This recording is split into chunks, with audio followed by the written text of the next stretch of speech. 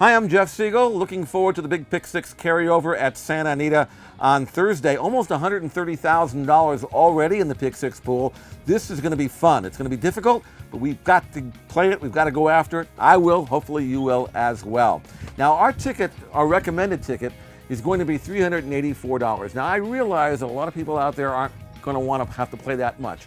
There are others who are going to want to play more. This is a base ticket. You can add to it, you can subtract to it, you can do whatever you want, but this is a ticket that I'm planning on playing, and here it is. We'll start things off in the third race using two horses. They are numbers 6 and 7. Now we're going to give you this ticket, and then we're going to analyze all the races for you. See, if you just want the numbers, here they are. 6 and 7 in the third race. Fourth race, numbers 4, 5, 6, and 7. Singling number 1 in the fifth race. Using numbers 2, 3, 7, and 10 in the sixth race. Seventh race, we'll use numbers 3 and 4. And in the eighth race, numbers 1, 4, and 6. That's a $384 ticket.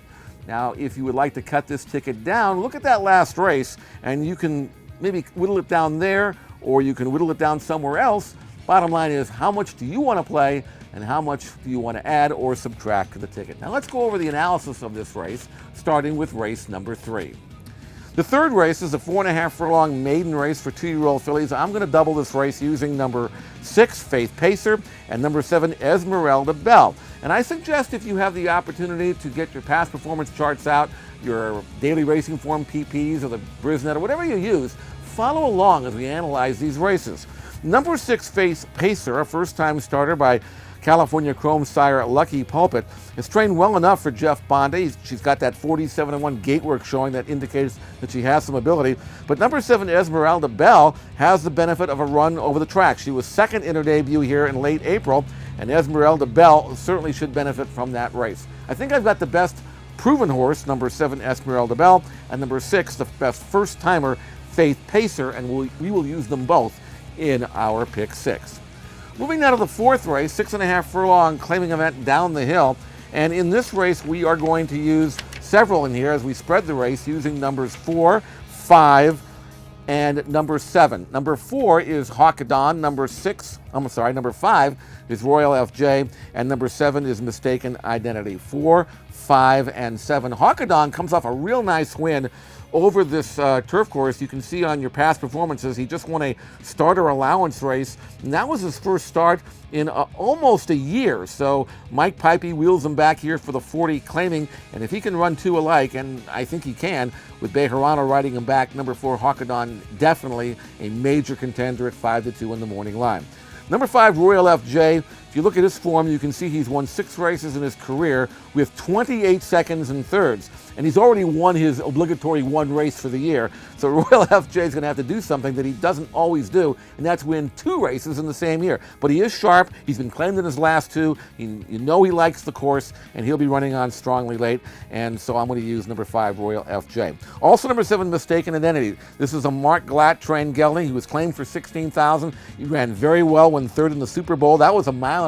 He's back sprinting. He can sprint though. And I like the fact that Mark still keeps him well above his claim level at 40,000, indicating to me the Mistaken Identity is doing very well, and he's more than capable of sprinting with this field as well.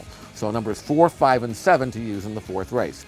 We're going to single number 1, Shopping Savannah, as we move to the fifth race.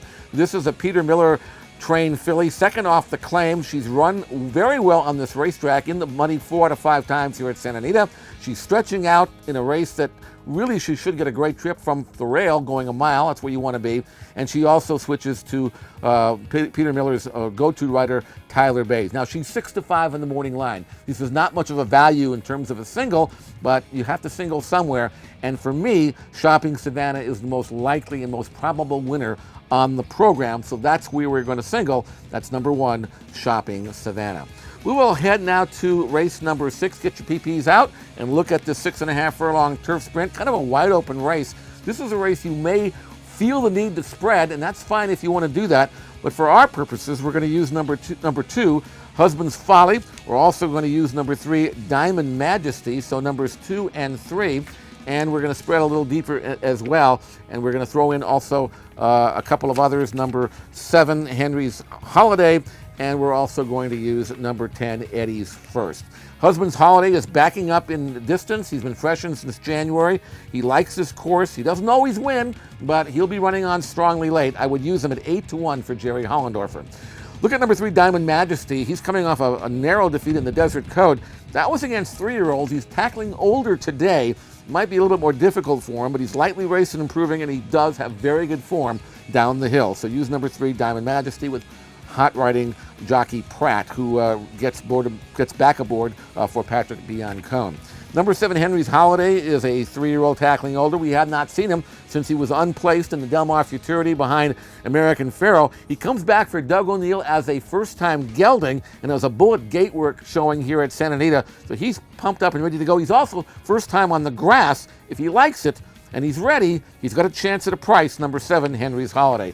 And finally, number 10, Eddie's First. Eddie's First, you know how much he loves this turf course. He's coming off a win. The negative is he's making what I would consider to be a negative trainer change from Peter Miller, who had him, to Charles Treese. Now, Miller really did a good job with Eddie's First and won with him last time out. Let's see if he can run as well for his new barn. So those are the 4 I'm going to use in today's 6th race at Santa Anita.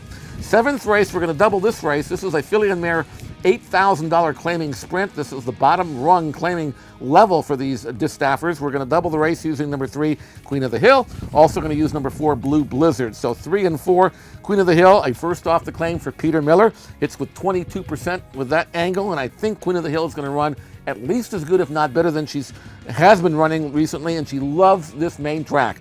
First or second, 7 out of 11 here at Santa Anita. Got to use number 3, Queen of the Hill, 2-1, switching to Tyler Bays.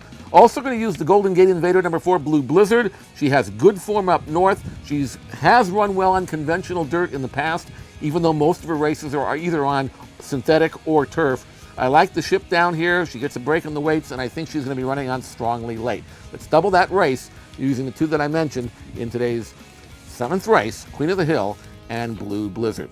The final race on the program, and this is where you may be able to cut down your ticket, because there is a 6-5 morning line horse here that's going to be a single on many tickets, and that's number 6, Native Ride. First time for John Sadler for a claiming tag. His form looks pretty good. I understand that he's going to be a single, and if you want to cut your ticket down and just ride it out with number 6, Native Ride, you can certainly do that. And I'm going to use Native Ride, but I'm also going to try to beat him with a couple of prices, and this is where the ticket becomes potentially a massive payoff if you can beat the favorite. I'm going to throw in number 1, Broke the Mold, 12-1 for Carla Gaines. That's number 1. Also number 4, Milty, Simon and Callahan trains at 7-2. Broke the Mold, inside speed, second time starter, inside speed. I wouldn't be surprised if you find Broke the Mold on the lead here, and at that price, Carla Gaines not giving up on him quite yet, so Broke the Mold to me has a very good chance to outrun his odds. And Milty ran 3rd at this level, finishing very well.